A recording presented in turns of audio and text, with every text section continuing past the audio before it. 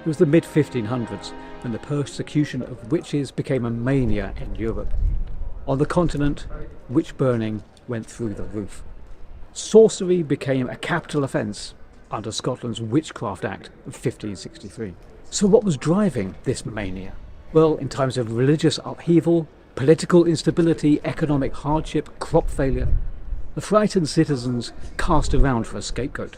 This time, the authorities were listening, and it was witches who were blamed. Now, Scotland's king, James VI, took a personal interest in witch trials, and this added fuel to the fire.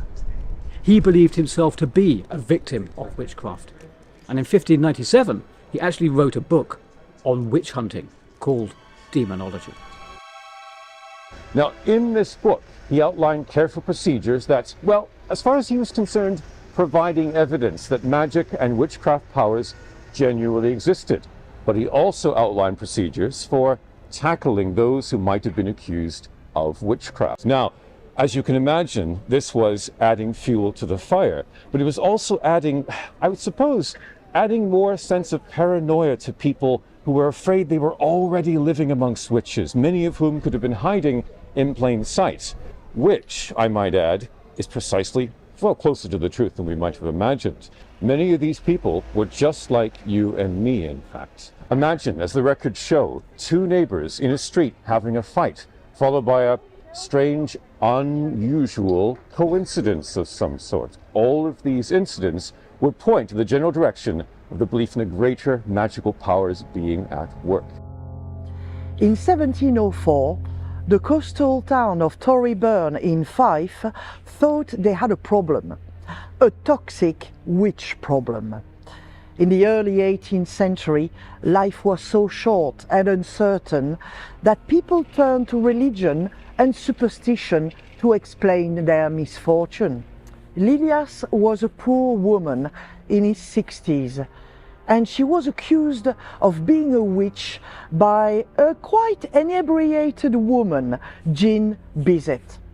So Lilias was arrested and imprisoned in Dunfermline. She was questioned, or should I say tortured, 7 times over the following weeks. She finally confessed of being a witch. Lilias died in jail after her last interrogation. She might have committed suicide to avoid being burnt at the stake, or maybe to save the last of her dignity.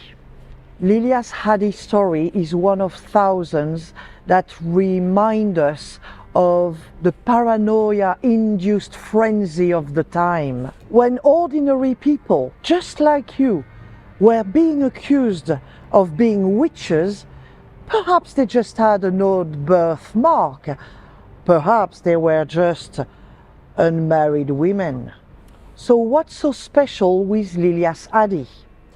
Because she died before being tried and burnt at the stake, there was a belief that she could come back and haunt the good people of Torryburn.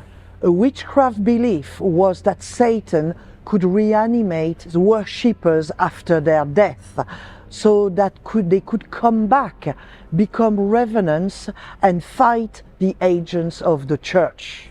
So instead, Lilias was buried in a humble wooden coffin on the beach of Torryburn between high and low tide marks.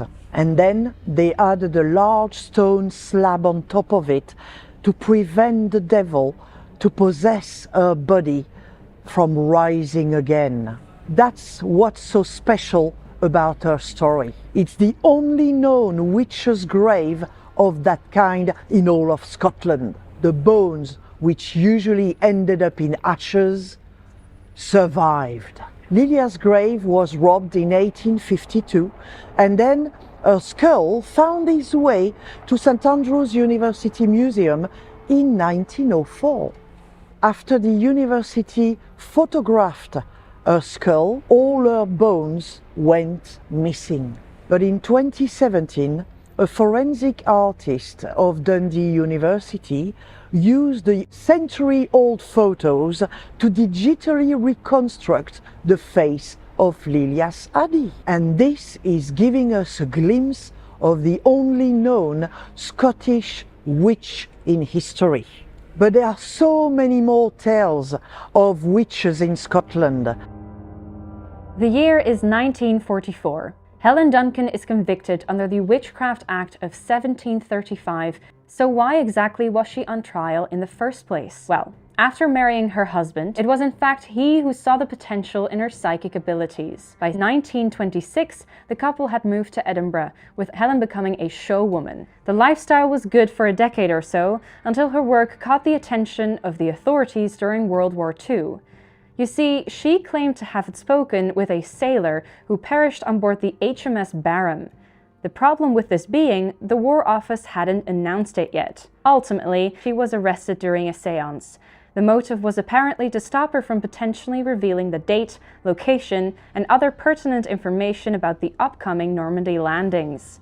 She was sentenced to 9 months in London's Holloway prison.